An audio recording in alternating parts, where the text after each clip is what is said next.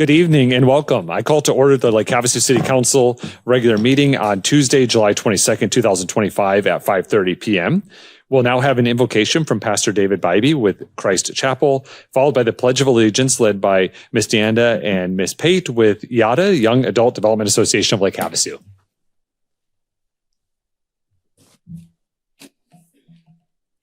Amen. I count it an honor to be here.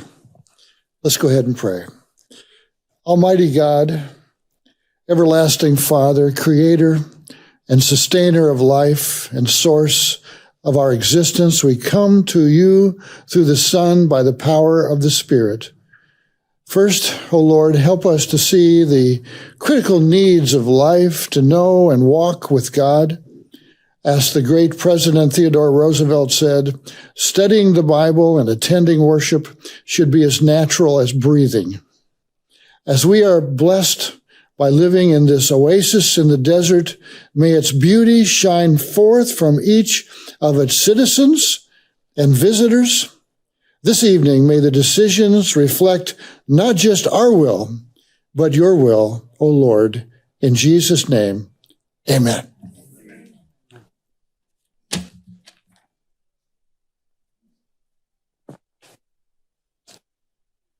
I pledge allegiance to the flag of the United States of America and to the republic for which it stands, one nation, under God, indivisible, with liberty and justice for all.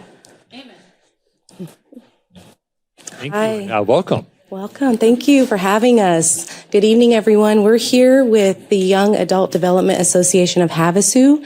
We are a community coalition that is dedicated to substance use prevention for the youth of our community. We do several things, but I'm going to talk about an event we have coming up this Saturday. It's Hobbies Not Habits. It's at the Aquatic Center, and it's from 9:30 to 1:30. So a little bit about this event. We put this together really to promote protective factors and reduce risk factors. So we invite community members and organizations to all come up and set up some kind of hobby or activity for kids, a pro-social one, that'll keep them from more of those risky behaviors. So that's the whole idea behind it. Right now we have almost 40 vendors, different activities that are going to be there. So we're excited about that. It keeps growing every year.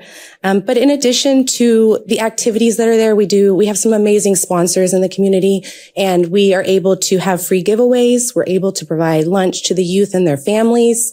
But yeah, we're just excited. So it's a free event for the community and their families. So we invite you all to come and join us.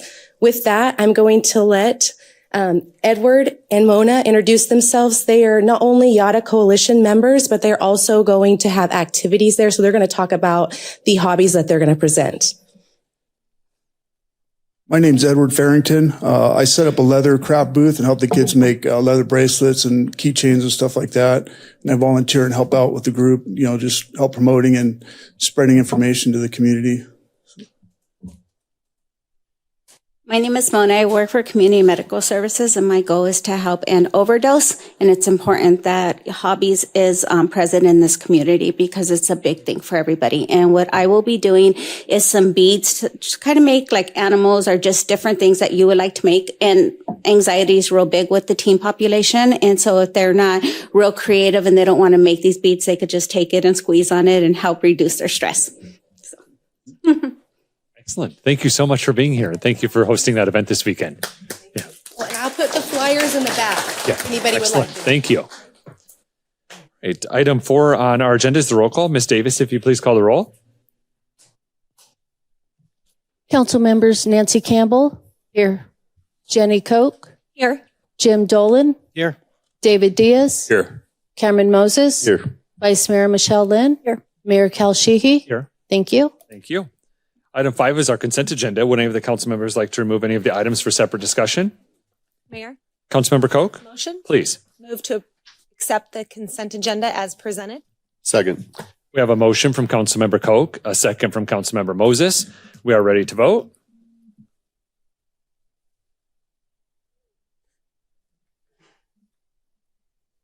Motion carried 7-0.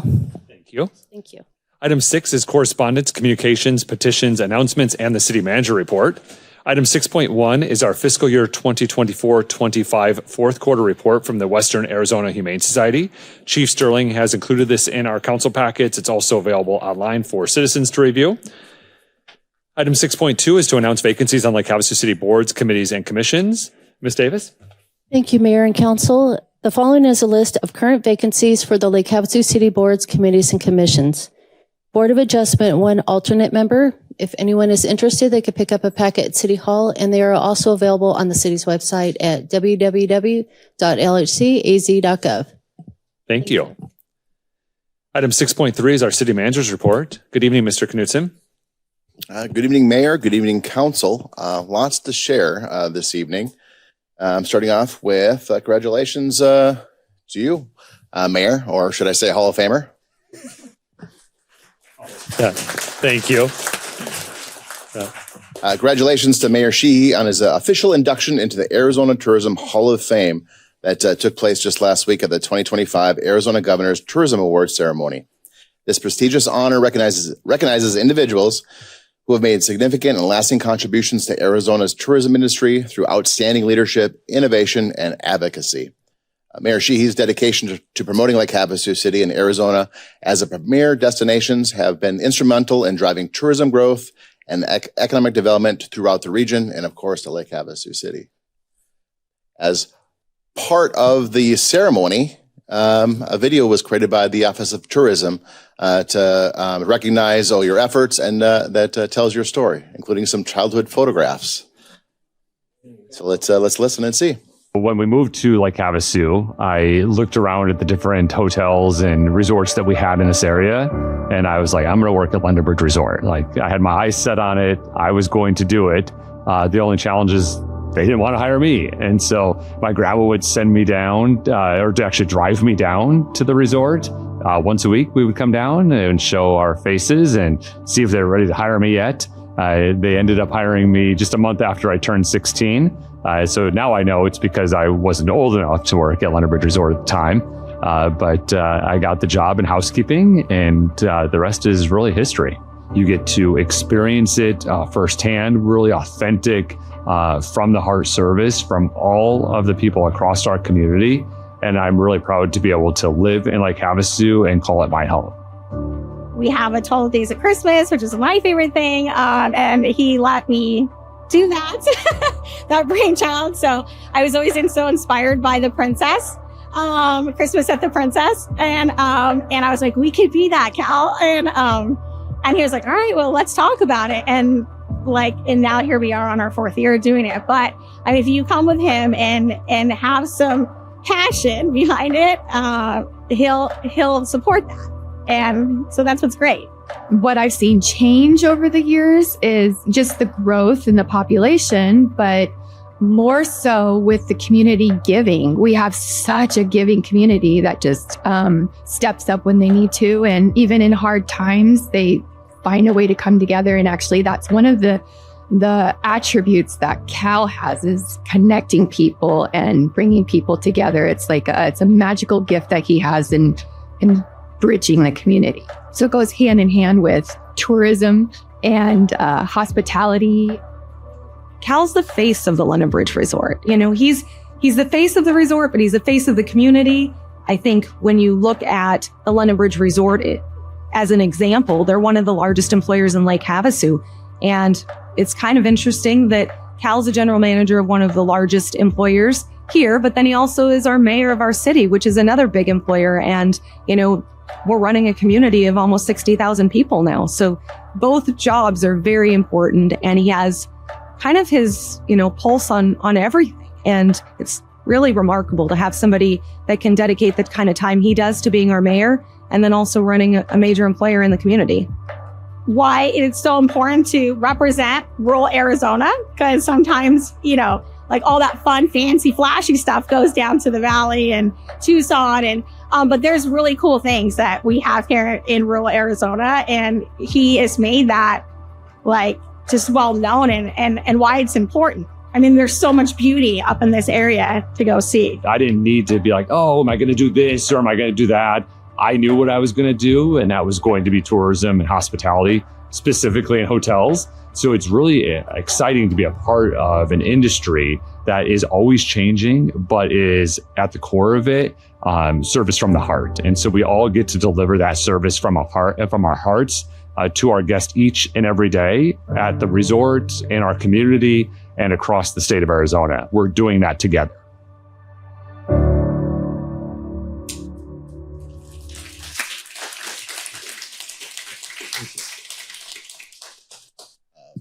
Very cool. Congratulations, Mayor. And the statewide achievement is a big, big deal. And we're lucky to have you here in Lake Havasu City. Changing courses a little bit. When we moved to Lake Havasu, we have a proclamation, Mayor, that you're going to give because this is Parks Month. So in recognition of National Parks and Recreation Month, Lake Havasu City celebrated the vibrant Island Vibes theme event honoring open swim, dancing, games, and crafts for all ages. This event emphasized the vital role of Parks and Recreation playing in fostering strong and healthy communities. Pictured here is Vice Mayor Michelle Lynn, Councilmember David Diaz, Parks and Recreation Director Gabby Berra, and Program Coordinator Brooke Dubai, who joined in fun and showed their support to the community. Councilmember Cameron Moses, who was also spotted surfing some waves and bringing in the island energy to life on the right-hand side there. So a big thank you to everyone who made this event a success. And we have our director here. We have park staff here that we're here to recognize through a proclamation. So Mayor, can I turn it over to you for a proclamation in honor of Parks and Recreation Month? Yes, thank you, Mr. Knutson. Yeah, if my colleagues on council will join me out front, and then Ms. Vera and your team join us.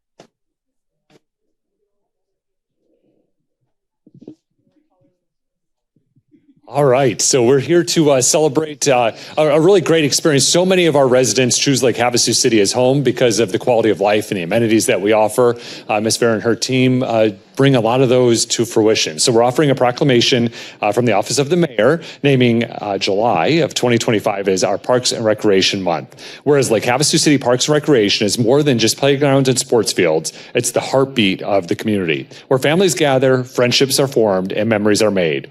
And whereas Lake Havasu City proudly maintains more than 20 park and recreation facilities and provides a wide range of recreational opportunities that are made possible by the dedication of our aquatics, parks, and recreation staff. From after-school programs and picnicking at Rotary Community Park to walking dogs at our dog parks, watching youth soccer games at Cypress Park, fishing at Site 6, mountain biking at Sarah Park, and swimming at the Aquatic Center.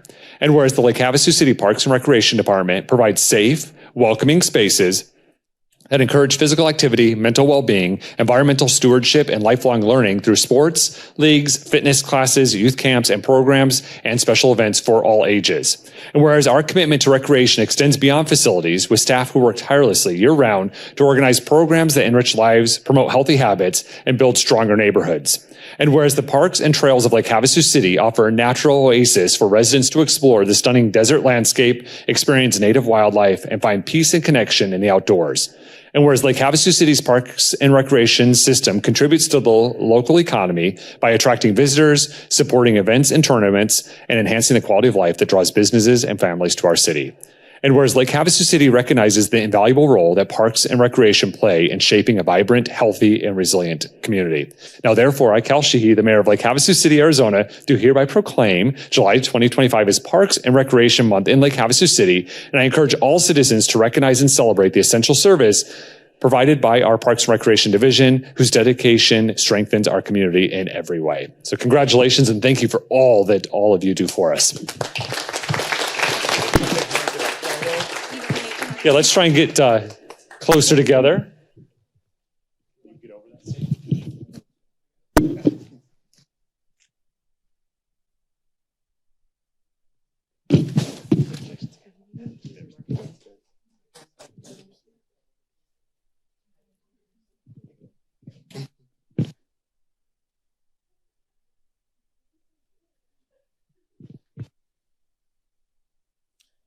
Thank you again for all of our Parks and Recreation staff. They're able to join us this evening. They do such wonderful work throughout the community, providing services, activities, and just fun things to do for our residents and our visitors.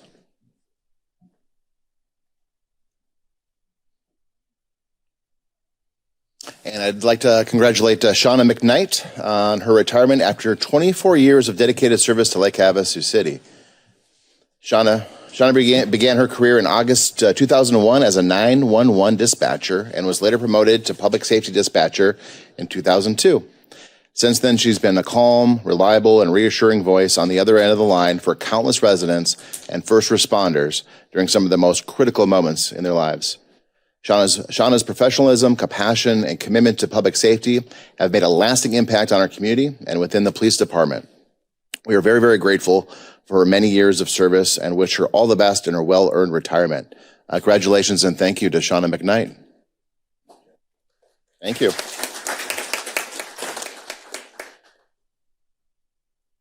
And we'll get an update from Transit, but first recognize the Veterans Treatment Court graduation that was held on July 11th, right here in the City Council chambers, honoring 5 graduates. Attendees included Jeremiah Cota, Michael Tree from Congressman Gosar's office, Mayor Sheehy, and Council members Cameron Moses and David Diaz. The celebration continued with the next day with the 10th Annual Veterans Court Family Day, which drew over 200 attendees in our community. There were 16 vendors that participated, and Military Moms, in partnership with the Havasu Community Health Foundation, sponsored free pool access and generously covered the cost of food for all that attended. Councilmember Moses coordinated the food.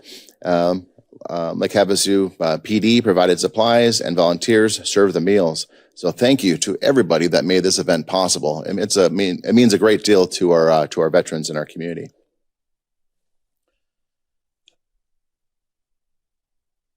And I'd like to invite Patrick Cypress, who runs our transit program for Lake Havasu City. Come to the podium up here, or do you have a presentation? You want to get comfortable over there? Okay. Patrick's got it covered. I've asked Patrick to come tonight.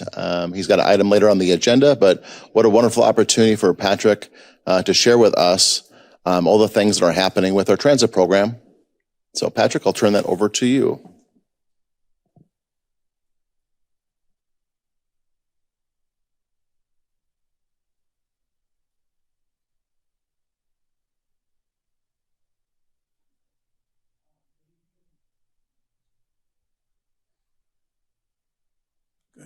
Good evening, everybody, and thanks for being here. It's been a little bit since we've had an update with transit, so this is just a high-level one, but it's good for council and the public to hear this.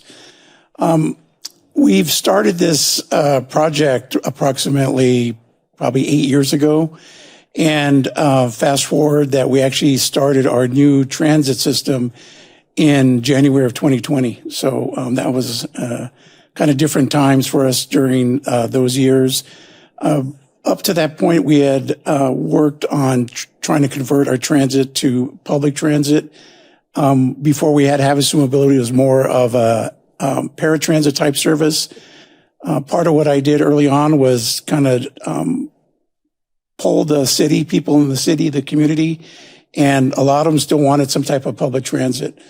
One of the things that we did find through all our investigations and digging down was Dial-A-Ride was probably our most successful transit as we go into our 40th year of transit here at Lake Havasu City next year. But through all the different transits that we tried, we knew that Dial-A-Ride was the best thing. It was the best thing because of the way our community set up. The hills and the streeting is not conducive to a big fixed route like you see in larger communities. So what we've done, we tried over the last, like I said, since 2020, the normal things that communities have, fixed routes, paratransit, separate paratransit, demand response. We had a original dispatch platform that we use from Uber, which is the same Uber company that takes everybody now and then in their trips when they're out of town or here. At that time, Uber was looking into getting into the public transit market. So we were lucky enough to early on try Uber that was built for transit. We tried that. It worked for us, but our needs exceeded what Uber could provide us. So we found a transit solution that used some of the best ideas of Uber, but made them for public transit. And so one of the things that we've been able to accomplish now, and remember, we actually had a 5-year implementation plan from when we started in 2020. Coming up into 2025, we exceeded that goal because we met what we wanted to do in 5 years. So now we can deliver a commingled public and paratransit service. And what that means is we're able to put regular general public transit people on board with people that require help from paratransit services. So that is a efficient and economical way to provide public transit to the city. So one of the things that we're doing is we're successfully converted all our Uber people into our new app. And we thought Uber delivered a good product. As soon as we flipped to our own app that we had specially made for the Lake Havasu community, we just took off. We increased like 100% from what we were doing with Uber. We use this technology is basically it's dial a ride, but now technology driven.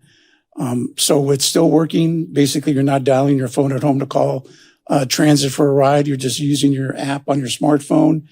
And now with technology today, you can see where your vehicle is coming, how long it's going to be to get there, and different things. You can see the ebb and flow of availability for vehicles throughout the day with our app as well. This is kind of just some high-level numbers for you. From July 2024 to June 25, we delivered 24,738 trips. From July 23 to June 30, 2024, this is when we first started, we delivered 21,675 trips. Here comes our commingling in with our next bullet. With our dispatch solution, we increased our ridership trips by 3,000 plus rides. Right now we have 798 active riders that complete at least one booking since 6/30 of 25. We have about 443 riders that use us multiple times during the day, during the week. Right now we average about 100 trips a day, give or take. Some days we do about 120, which is a lot for the staff and the vehicles that we have. When we started this endeavor to bring public transit back to Lake Havasu City in a format that everybody could use, we wanted it to be for the workers, people going to school, people that don't have a car, and who would know gas was going to go up so high. So we have people that it's actually more efficient for them to have us give them a ride rather than drive their vehicle sometimes. Right now we run Monday through Friday, 6:30 to 5. We're looking at some adjustments to that in the near future. And a couple of other things that, let me see, here's a picture of our new vans.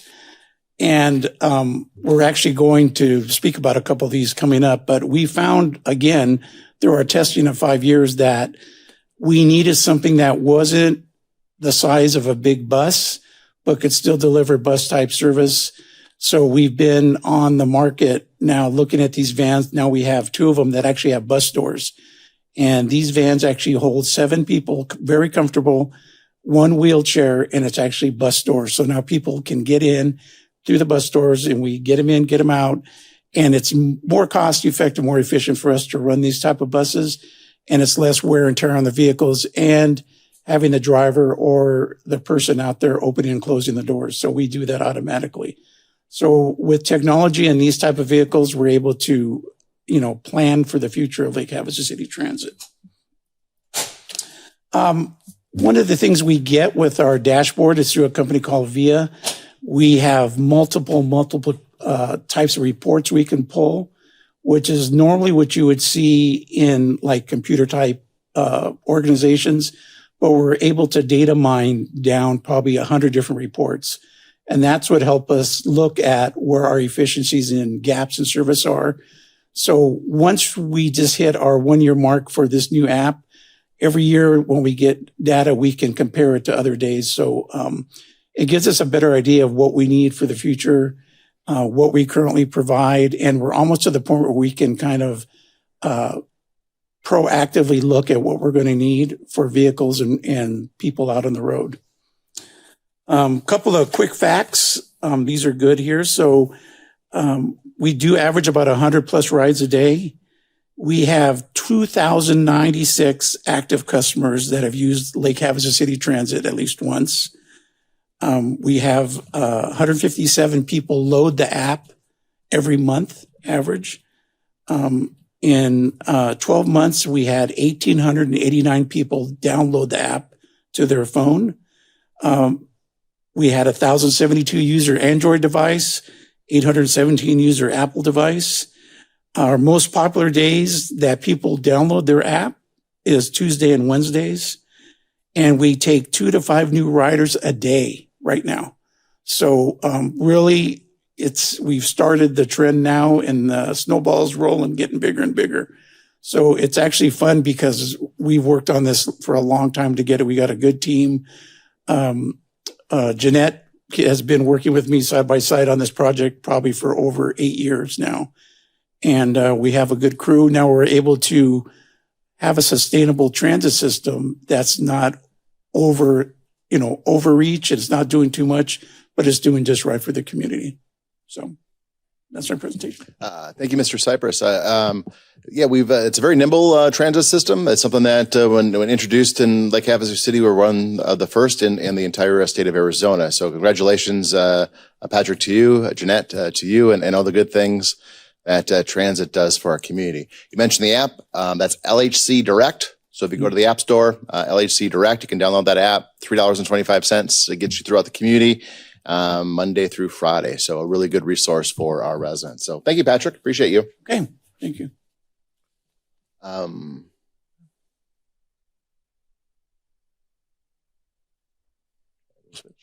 A big thank you to you again, Mayor Shi, Councilmember Jenny Koch, and Vice Mayor Cameron Moses for their support and participation in this week's Vitalant Blood Drive. Their involvement helps highlight the importance of local blood donations and strengthens our partnerships with Vitalant. Vitalant is a nonprofit blood and biotherapies organization based in Arizona, founded in 1943, and now operates 120 donation centers and supports 900 hospitals nationwide through 60,000 annual blood drives. So I'm very, very proud that they were here in Lake Havasu City.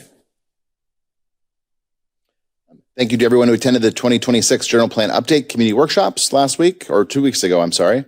It was an incredible evening filled with thoughtful ideas and great energy as residents came together to share their vision for the future of Lake Havasu City. The second questionnaire will be available on the city's website in the coming weeks, so look out for that. And it will closely mirror the visioning exercises completed during the July workshops and offer another opportunity for community input. Staff will also provide an update to the general plan update progress to both the City Council and the Planning and Zoning Commissions during their meetings coming up here in September. So City Council will be looking forward to that, I'm sure. A reminder, summer is almost over in terms of the school year. School is back in session next Thursday, July 31st. And we want to remind everyone to prioritize safety, especially in school zones, crosswalks, and residential areas. Please slow down, stay alert, and watch for children walking or biking to and from school each and every morning and each and every afternoon. As families settle into their routines, there's still time to register for Lake Havasu City's after-school program. This program offers safe, fun, and engaging environment for students once the school day ends. Limited spots are still available. Please learn more about that by visiting lhcaz.gov and to register. Lake Havasu City is looking for qualified contractors. Local contractors are wanted. We have lots of bids and RFPs, RFQs that are on the city's website, and you can visit at lhcaz.gov/bids. Right now there is several projects that we're soliciting bids for. On that website, you can also subscribe to updates, access plan rooms, you can download our forms, and view a list of all the city projects. For questions on each of the bid solicitations, please contact our procurement division, which is there's a contact phone number and an email at the bottom of the screen. And again, we highly encourage our local contractors to bid on these projects. including projects that are posted right now, which include restrooms, the concession building at Main Street Commons, and tomorrow morning or tomorrow we'll post the RFQS for the outdoor pool. And we'd really encourage our local contractors, especially on these projects, but and more. So please visit our website for all that information. And finally, it's been a lengthy one, so thanks for sticking around with me. We have another installment of Get to Know Your Park series. Check out this video presented by Councilmember Jim Dolan, who is showcasing Indian Bend Park, a peaceful neighborhood space with shaded picnic trees, a bocce ball court, and a horseshoe pit, and a well-kept secret in Lake Havasu City. Let's learn more.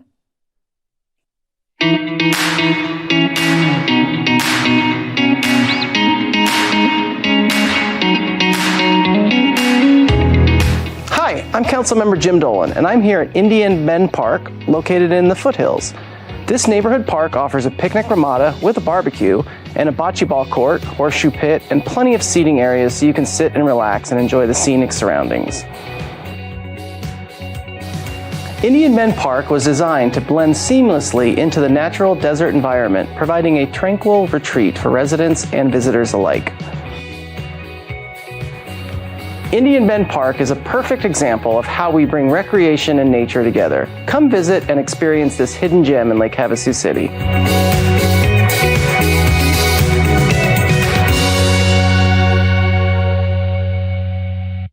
Nice job. Thank you, Councilmember Dolan, for reintroducing Indian Bend Park to the council and our residents. And with that, Mayor and Council, that concludes my very, very short city manager report for this evening. Thank you. Thank you, Mr. Knutson. All right, we'll move on to item 7, which is our public hearings. During each of the 8 public hearings, there will be an opportunity for citizens to engage on each of the topics. When we open the public hearing, we ask that you just come to the podium, state your name for the record, and address the council directly. There will be time indicators on the screens around the room. And then we also will have a call to the public at the end of the meeting. That'll be for an opportunity for citizens that have to address the city council on items within the jurisdiction of Lake Havasu. And I'll go over the guidelines of that when we get to that portion of the meeting. So we will start with item 7.1, which is discussion and possible action, if necessary, to comply with Arizona open meeting laws, following the executive session regarding the development agreement for parcel A at the municipal airport. The council met in executive session right before our regular meeting this afternoon to get counsel and advice from our attorney regarding the development agreement for that parcel. This is a public hearing. Would anyone like to address the city council on this item? Seeing none, we'll close the public hearing, bring it back to council for possible motion. Mayor. Councilmember Koch? Motion? Please. Move to direct staff to move forward as discussed in our executive session. We have a motion from Councilmember Koch and a second from Councilmember Diaz. Is there any additional discussion? Seeing none, we're ready to vote. Jenny, will you please repeat your motion? I'm sorry. Yeah, I move to direct staff as discussed in executive session.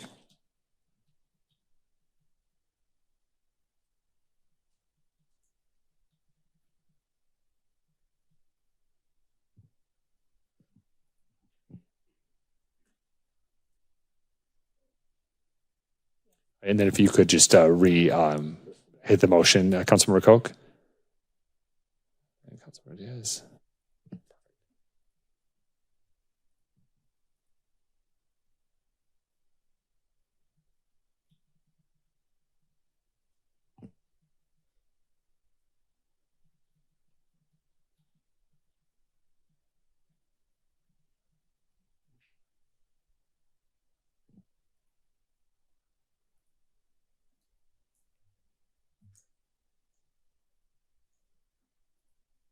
Motion carried 7-0. Thank you. Item 7.2 is a Series 7 beer and wine liquor license for Summer Ray Wine Bar and Local Eatery at 2097 McCulloch Boulevard North, number 100. Ms. Williams?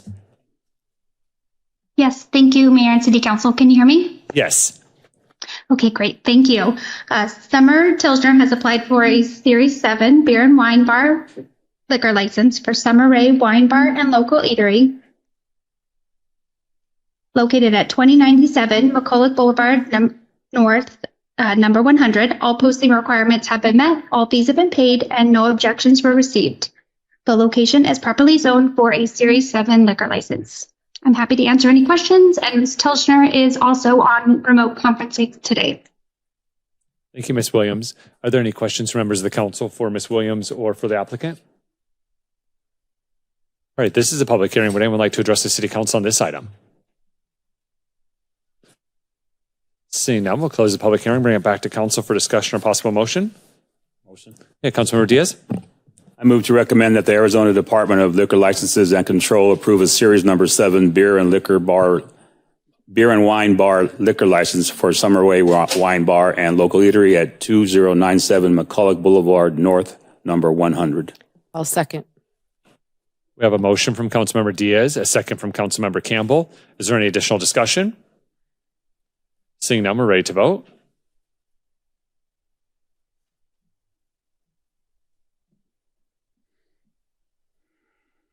Motion carried 7-0. Thank you. Item 7.3 is a Series 12 restaurant liquor license for Oxido, 950 Lake Havasu Avenue North, number 104. Ms. Williams? Thank you. Rusty Gecki has applied for a Series 12 restaurant liquor license for Oxido, located at 950 Lake Havasu Avenue North, number 104. All posting requirements have been met, all fees have been paid, and no objections were received. The location is properly zoned for a Series 12 restaurant liquor license. Happy to answer any questions. Thank you, Ms. Williams. Are there any questions from members of the council or Ms. Williams or the applicant? All right. I did learn at the beginning of this meeting that Oxido is Spanish for Rusty's, which is located right next to Rusty's. So it gives us some color for the name. But this is a public hearing. Would anyone like to address the city council on this item? Seeing none, we'll close the public hearing, bring it back to council for discussion or possible motion. Mayor, motion. Councilmember Moses. I move to recommend that the Arizona Department of Liquor Licenses and Control approve a series number 12 restaurant liquor license for Oxido, 950 Lake Havasu Avenue North, number 104. Second. We have a motion from Councilmember Moses, a second from Councilmember Dolan. Is there any additional discussion? Seeing none, we're ready to vote.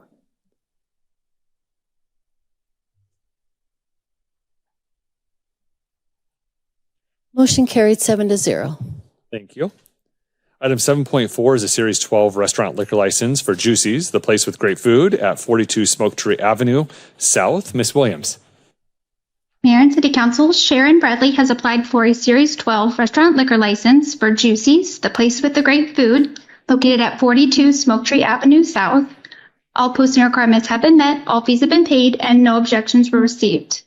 The location is properly zoned for a Series 12 restaurant liquor license. Happy to answer any questions. Thank you, Ms. Williams.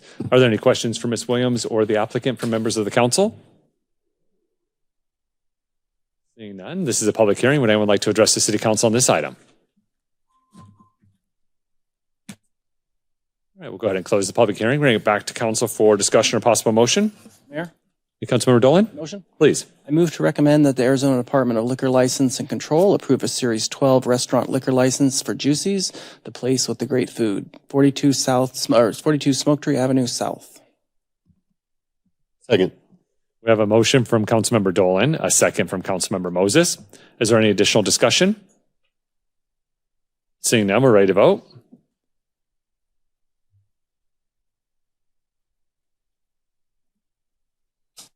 Motion carried 7-0. Thank you. Item 7.5 is a Series 7 beer and wine bar liquor license for Siddhartha's Garden at 2127 Swanson Avenue, number 101. Ms. Williams. Thank you, Mayor and City Council. Christopher Bennett has applied for a Series 7 beer and wine bar liquor license for Siddhartha's Garden, located at 2127 Swanson Avenue, number 101. All posting requirements have been met, all fees have been paid, and no objections were received. The location is properly zoned for a Series 7 liquor license. Happy to answer any questions. Thank you, Ms. Williams. Are there any questions from members of the council for Ms. Williams or the applicant? Seeing none, this is a public hearing. Would anyone like to address the city council on this item? Seeing none, we'll go ahead and close the public hearing, bring it back to the council for discussion or possible motion. Mayor, motion. Councilmember Moses. Yeah, I move to recommend that the Arizona Department of Liquor Licenses and Control approve a series number 7 beer and wine bar liquor license for Siddhartha's Garden, 2127 Swanson Avenue, number 101. Second. We have a motion from Councilmember Moses, a second from Councilmember Dolan. Is there any additional discussion? Seeing none, we're ready to vote.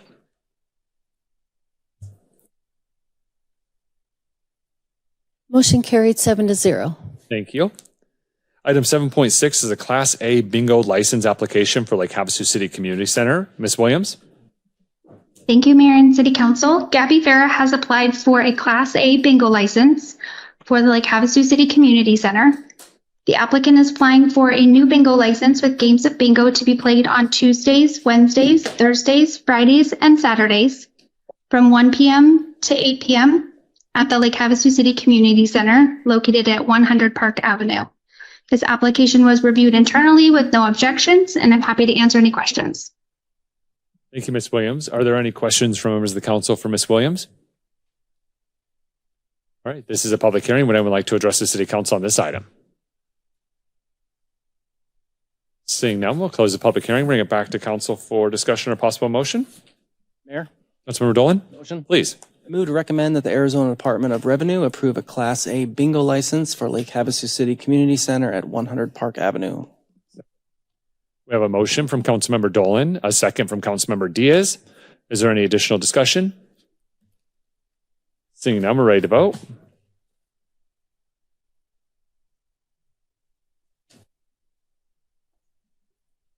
Motion carried 7-0. Thank you.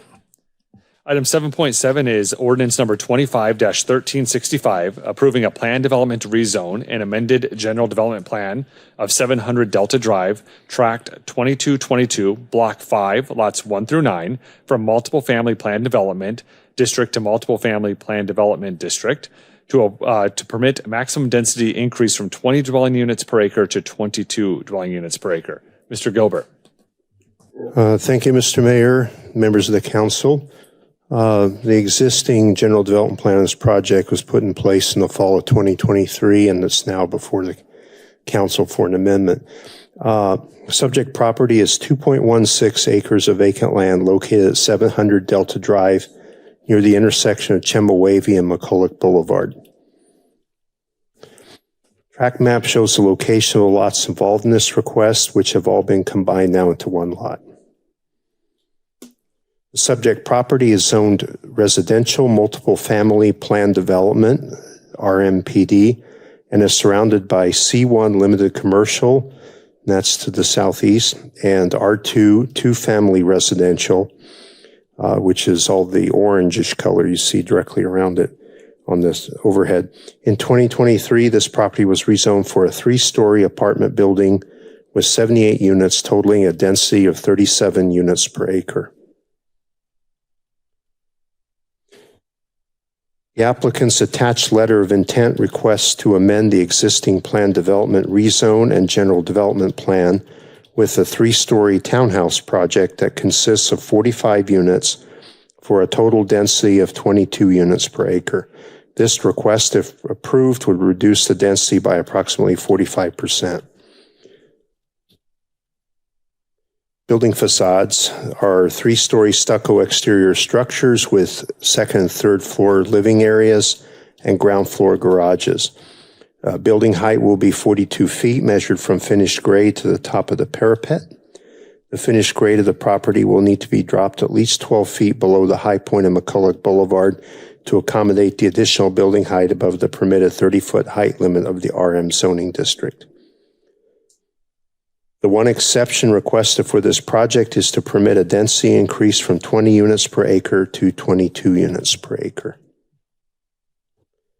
Staff's recommended conditions for code compliance are that the development shall substantially match the general development plan provided with the request, address all outstanding comments from other agencies and reviewers, and building permits and design review for compliance with city codes, including the Lake Havasu City Public Works Department.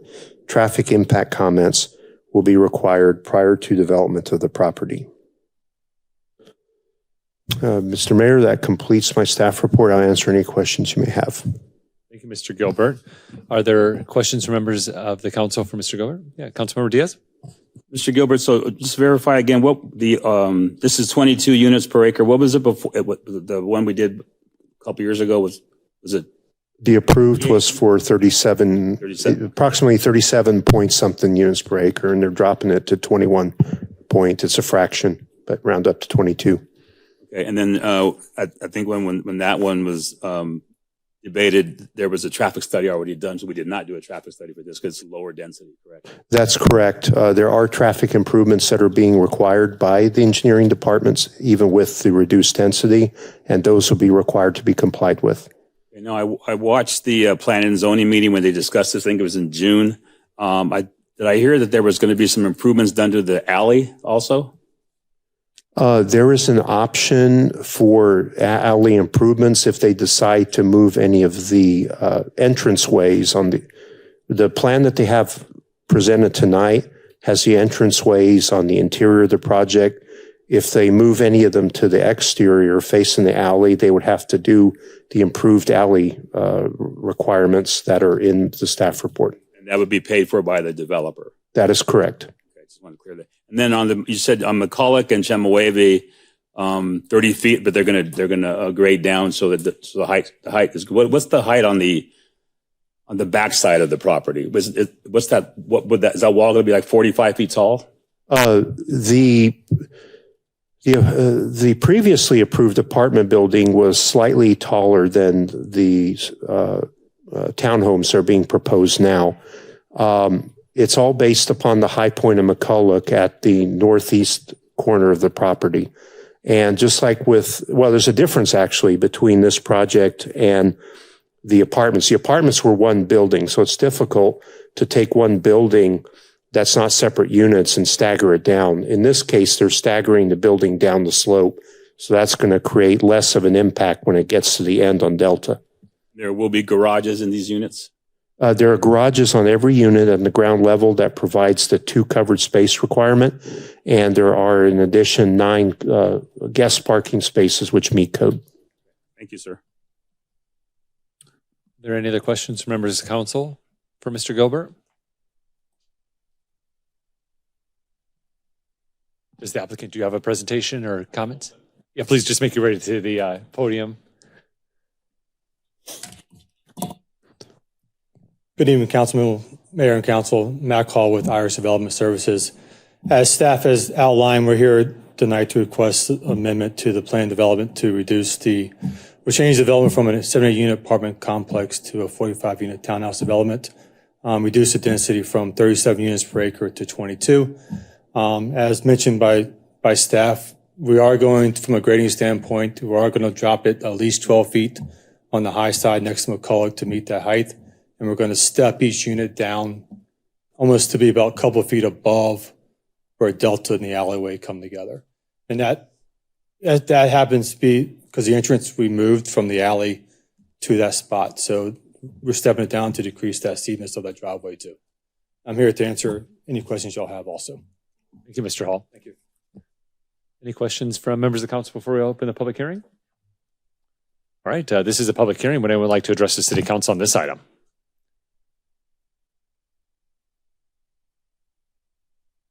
Seeing none, we'll go ahead and close the public hearing, bring it back to council for discussion and possible motion. As a reminder, this is coming to us with a 7-0 recommendation from our Planning and Zoning Commission. It is also reducing density in the neighborhood, which based on the public comment during the last rezone is a positive for that neighborhood.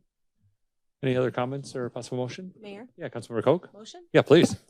I move to adopt ordinance number 25-1365, approving a plan development rezone and amended general development plan for 700 Delta Drive, track 2222, block 5, lots 1 through 9, 2.16 acres from multiple family plan development district to multiple family plan development district to permit a maximum density increase from 20 dwelling units per acre to 22 dwelling units per acre. Second. We have a motion from Councilmember Koch and a second from Councilmember Dolan. Is there any additional discussion? Seeing none, we're ready to vote.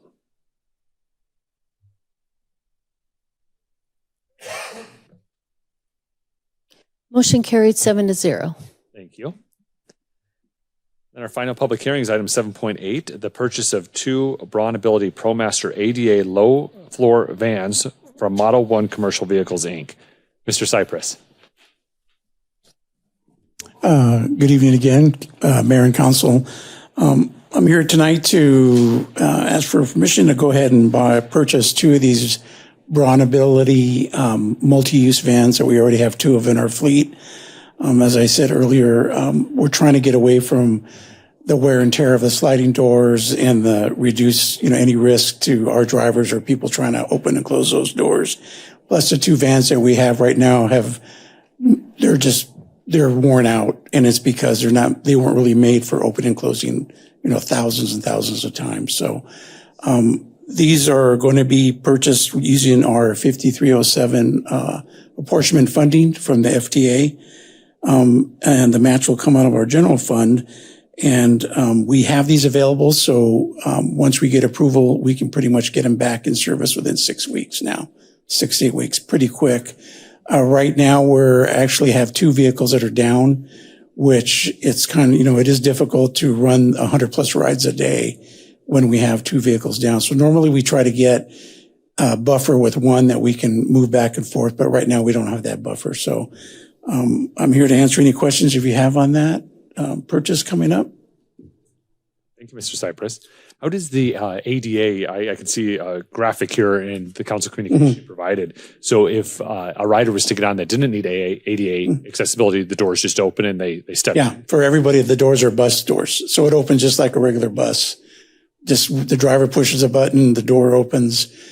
These actually have even more technology in them for wheelchair walker users, that the platforms now have winches on them, so we can just put the wheelchair in like a deck, and there's everything is we just hook up the wheelchair and push a button, and all the restraints tighten down by themselves. We also have winches that are power winches that if we have somebody in a real heavy wheelchair, and this is, of course, to mitigate any risk to the drivers pushing somebody up a real steep incline. Now we have a power winch that comes with that same piece that they can pull up the wheelchair in and out with that pretty quick. So, and it still holds 7 people, regular passengers as well. So if you did need the wheelchair access, then the driver would get out and the ramp out? Yeah. Very nice. All right. Any other questions or comments from members of the council? Vice Mayor Lynn? Is there going to be a little bit more life in these ones? Yes. Yeah. Yes. The ones that we purchased, the 2020s, were built on a smaller chassis. So it was like a half-ton chassis. Once we received them, there was a couple of things that didn't really work. We just worked around it. Those models are no longer really available. And going forward, we look to get things with bus doors. And really, they're on 1-ton chassis now. They're a bigger wheelbase. So they're basically like a heavy duty truck now, which they should have been originally, but they didn't produce those yet. We're not the only ones that are having issues in the United States with that particular style van. It's just that they weren't made for commercial type use like that. So. Yeah, Councilmember Diaz. Can you verify again where you said what this is being funded from? You said it's right now. Lake Havasu City receives 5307 FTA funding, Federal Transit Administration funding. So that is because we're a community of over 50,000 people. So that puts us in that band of up to 200,000 and to 50,000 in between. So now we get a different kind of. It's not really grants; it's apportionments that we get. So, the feds give approval, give money to Arizona. Arizona gives that right to us, to all the different agencies. There's probably 10 or 12 agencies in Arizona that get these funds. Thank you. Okay. All right. This is a public hearing. Would anyone like to address the city council on this item? Seeing none, we'll close the public hearing, bring it back to council for discussion or possible motion. All right. Councilmember Diaz. I move to approve the purchase of 2 Braun Ability ProMaster ADA low floor plan vans from Model 1 Commercial Vehicles, Inc. in the amount of $268,254. Second. We We have a motion from Councilmember Diaz and a second from Councilmember Moses. Is there any additional discussion? Seeing none, we're ready to vote.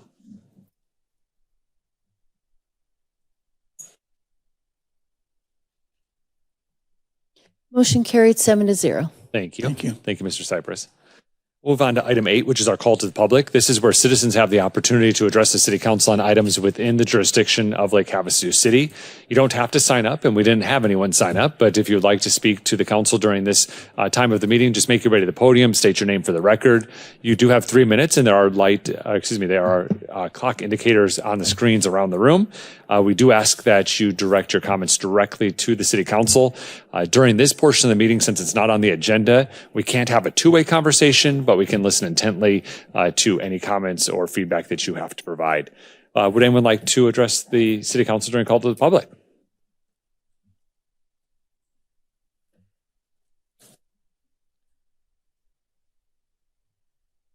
Good evening, Mayor, City Council. I really love what you guys did with the courthouse stairs. The stairwells, all very pretty and updated. The color of the stairs, gray versus brown. The molding gone off the side, and the painting is beautiful. And the rumble strip on the stairs, very nice. I did not trip walking up the stairs. I do have a favor to ask, which is driving me crazy. I was wondering if it was possible to get a water fountain upstairs, because if I get thirsty during the middle of a meeting, I don't want to have to walk all the way downstairs, all the way somewhere across some lobby, and there's no water fountains up here. I just thought I'd make that recommendation. Also, I noticed driving around the city streets lately, do not know what kind of paint that you guys use to paint the lines on all the grounds, but even though when I mentioned it to somebody months ago, they told me, oh, just wait. I've waited and waited. The paint lines are, if you hit it at the wrong time, you cannot see the lines on the road at all, depending upon the sunlight and, or the drivers of cars coming at you. The other night I was driving down a street and the white lines disappeared. The bright lights were in my eyes and I could not see anything. And the white lines the lines that were supposed to be guiding me along the way, completely gone. I'm like, where the heck did they go? And those were on newly painted streets. So I do not know what kind of paint you guys are using or how that works, but I would think that would be a really deep concern. I'm certain I'm not the only one who has to deal with that, because I know my passenger said I couldn't see it either. So I'd just like to say that. Also, somebody said that on 95, if you could get rid of the bushes on the south side, on the trail where the bike trail is, because those are kind of concerning to people for safety issues. It's just a random thought. Thanks. Thank you. Would anyone else like to address the city council during call to the public?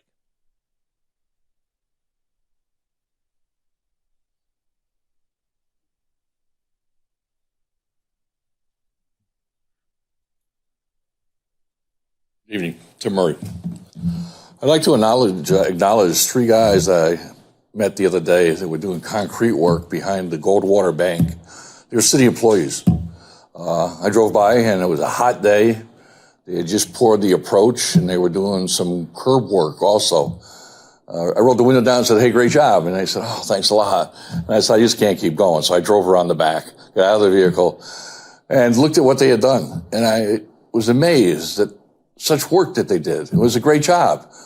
And I told them if I was still back in Illinois as a plant engineer in Illinois in a plant that I was in for 17 years, and they were in Illinois and they were doing concrete work, I'd hire them in a heartbeat. The only problem that took place was they were taking a beating that day about the work that had been done further up the street. And that was unfortunate. But I told them, okay, you got to remember what you did, and you did a great job here, and just take it for that. I was also impressed with the fact that from a safety perspective, all of the rebar was covered in red hats. And I don't know if you've seen that, the red caps that go over the top of rebar, the purpose being to prevent people from getting, I call it harpooned, if you were to slip, trip, and fall. but every one of them were covered, and it was a great job. 3 great people. I don't know who they work for. I think I have an idea who they work for, but I'm not quite sure. But they did a fantastic job. So, you get enough complaints about things that didn't go right, and certainly the project up the street got enough play in the social media. But these 3 guys did a great job, and I told them, like I said, I'd hire them in a heartbeat if I was still back in Illinois. Second thing, I see that the sidewalk in the Commons has been dug up and broken out, and sections that were bad have been replaced. I'm also happy to see that expansion joint material was installed. It's tragic that it wasn't done from the get-go. And my concern is, what do you do to prevent it in the future? There were more than enough people that should have been picked up on that should have picked up the fact that expansion joint material is required if you have a steel column that's surrounded by concrete. If you don't do it, it's going to crack. There's still some sections of concrete down there that are cracked. The cracks are minor in nature, but they never get smaller. And you've also got a bunch of other columns that haven't begun to crack, and hopefully they won't. But I hate seeing jobs done twice when they should have been done right the first time. As Ford Motor Corporation says, quality goes in before the name goes on. And the guy that poured that, he's got his name right in the concrete, so I guess we get to remember who did it. But you'll have to do something as to whether or not you're going to do any more money down there. But the cracks will continue as long as you don't have the expansion joint material in place. Thank you. Thank you. Would anyone else like to address the city council during call to the public?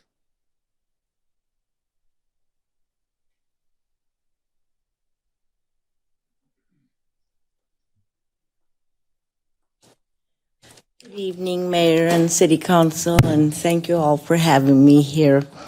My name is Barbara Stevens, and I have been a Lake Havasu resident since 1990. I am here, and I feel the need to deeply address this to the public because of an incident that I have concerning e-bikes and minors, and I have a deep concern to hopefully make it a little safer for everyone concerned. And so I'd like to share this little story with what happened to me on June 25th. Actually, I was coming home from work, and I drive through Saratoga, crossing over Jamaica every single day. I wasn't going too fast, maybe about 25 to 30 miles an hour as I had just crossed over Jamaica. The first street is a curve, and that is called Saddle, what was it? Silver Saddle. As I got closer, out darted a bike with a 12-year-old girl on it. I was close to the intersection of where she had crossed over. It was not a four-way stop, but she did not stop and crossed over. As I saw her, I immediately braked. As she crossed over, I was braking at the same time, and we impacted. I flung her across the other side of the road, the whole time thinking the worst had happened. The car that came around in front of me stopped. The one behind me stopped. We made sure she was okay. She got back up. Luckily, it was a miracle. She had her helmet on. She was safe. Did not want me to call the police or let her parents know. She was scared, said she was okay. She was sorry. It was her fault. I said, we have to report this. It was an accident. Make sure you're okay. No, please don't. Please don't. She left the scene. I was advised to please follow her, so I did. In the process of following her and the little friend through a wild goose chase, I proceeded to call the police and let them know what was going on. Seemed like forever before they caught up with me, which by that time we had gotten to her house north of Kiowa. And her father came out, and I spoke with him, and we waited for the police. The officer finally showed up and talked with me for a moment. gave her some more schooling on the rules. I was very disappointed that she was not cited. So You can is wrap that up. the end of my The time? 3 minutes is up, but you can finish your thought. Okay, so I'm really concerned that I think that maybe some stricter rules save some lives so that no one will get hurt here. She's very lucky. So that she can maybe be a little more aware, maybe some stricter rules so that they can learn a lesson from this. And I am just here to hopefully save everyone from getting hurt. I am very traumatized from this, and everywhere I go, I am constantly looking and have not had any rest since this has happened. So I hope that someone can help enforce these laws so that we can save some lives.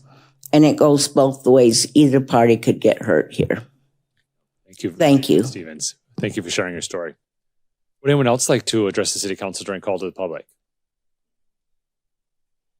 All right, we'll go ahead and close the call to the public. Item 9 is current events. Are there any council committee reports?